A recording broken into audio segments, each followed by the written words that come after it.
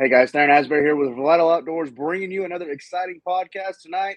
We're going to be talking to Mr. Jessie Moore. Jessie got a top 10 finish last year at Smith Mountain Lake for the Shenandoah Division BFL tournament. So very, very excited to talk to another Shenandoah angler and talk about Smith Mountain Lake. A lake that's always been on my bucket list. So very excited to talk to Jessie tonight. Before we get started, as always, make sure you subscribe to our YouTube channel.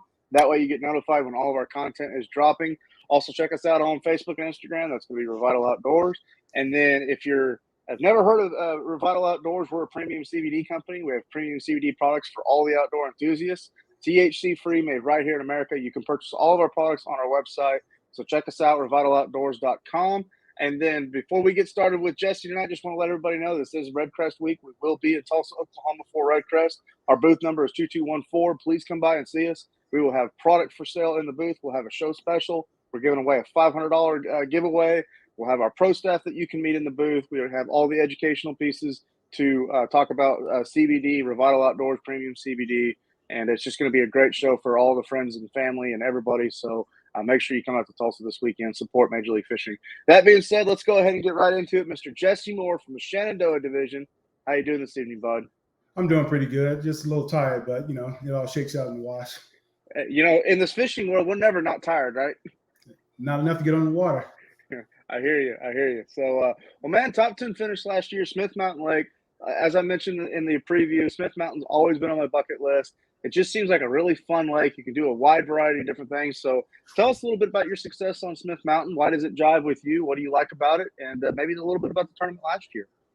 Yeah, I love Smith Mountain Lake. I mean, ever since I found out that they have the hybrid, the F1 Tiger bass stocked in Smith Mountain Lake, that has always been a lake I wanted to get to. Get down there and catch a giant.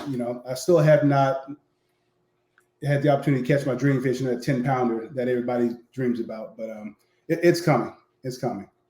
Absolutely. So Smith Mountain, is it pretty much predominantly smallmouth or a largemouth, or has it got some smallmouth and spotted bass mixed into it? Or it's definitely a largemouth fishery. There are some smallmouth sprinkled in there. During that one tournament last year, I had an opportunity to catch a really nice smallmouth during that tournament, and I thought I was going to take them to the scale to show them off, but unfortunately, I called them out with the 4-pounder. So, hey, that's a good thing to have. That's a good problem to have sometimes. Right, definitely.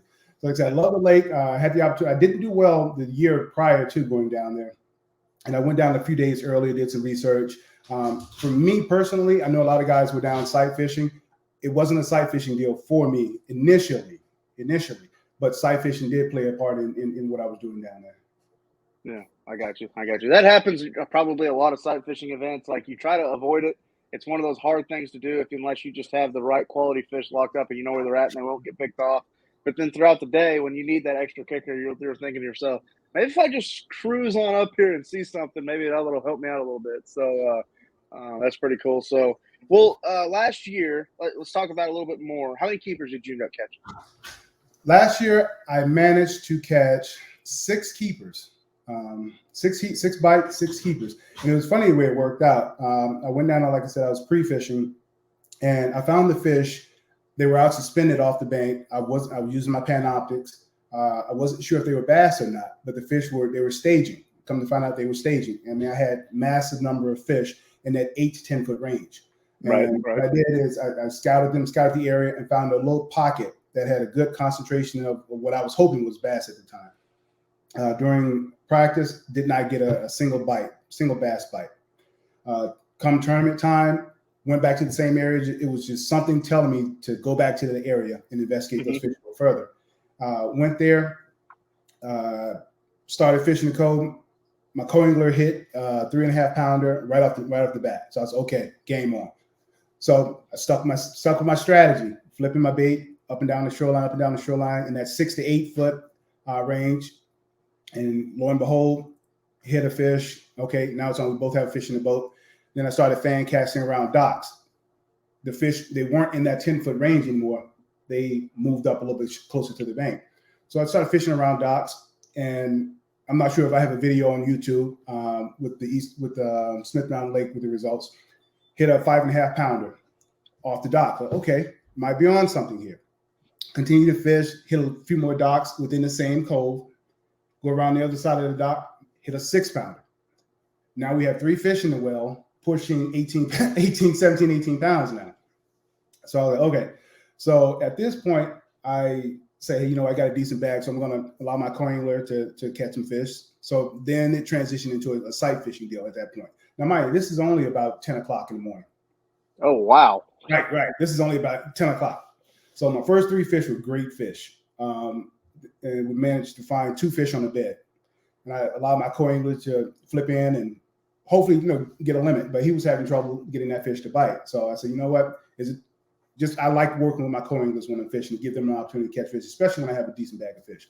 So I said, you know what? I give you 5 or 10 minutes on this fish. Let me flip in. So we started alternating casts on this one fish.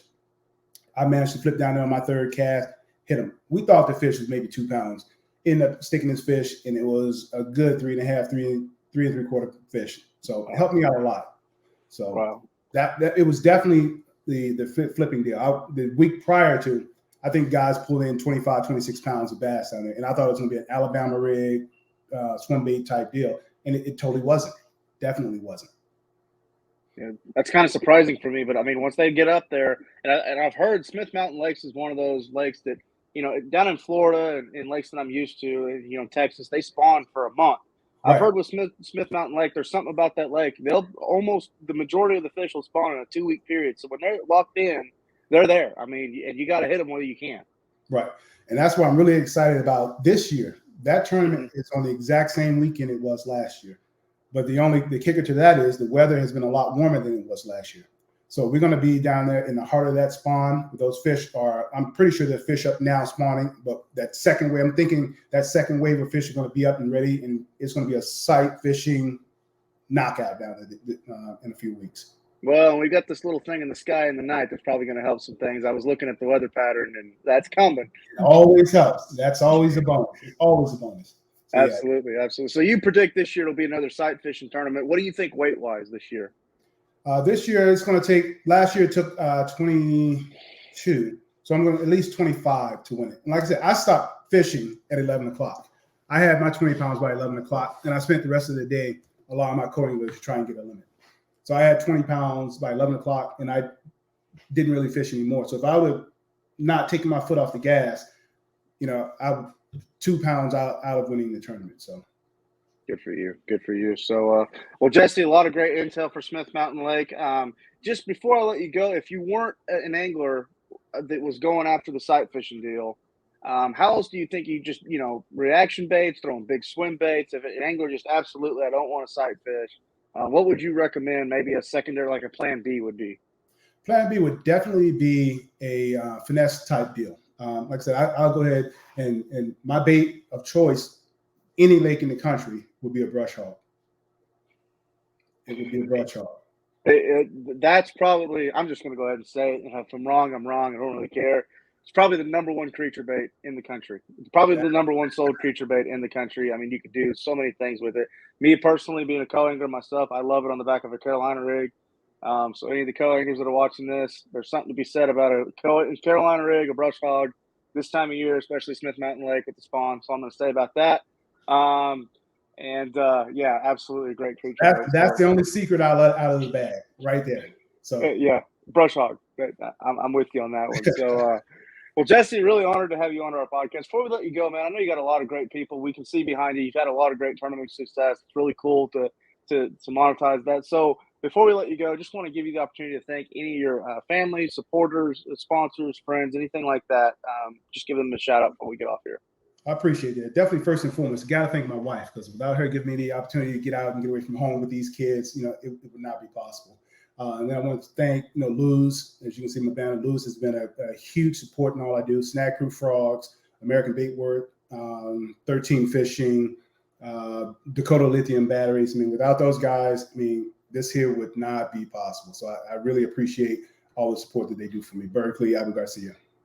Absolutely. Before we get off here, I just want to give a big shout out to all the anglers watching this, whether it be BFL anglers, anglers that are fishing tournaments, that are, watching this, getting prepared for Smith Mountain Lake, or any of the podcasts that we've, put out there on YouTube, on our YouTube channel.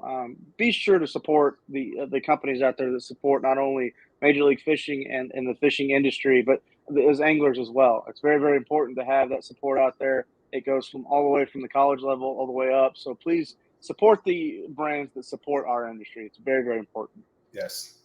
So that being said, Jessie, again, thank you for coming on to our podcast. For all of us, for all the listeners out there, we've been talking to Mr. Jessie Moore, top 10 angler from Smith Mountain Lake last year in the Shenandoah division. #1 this year.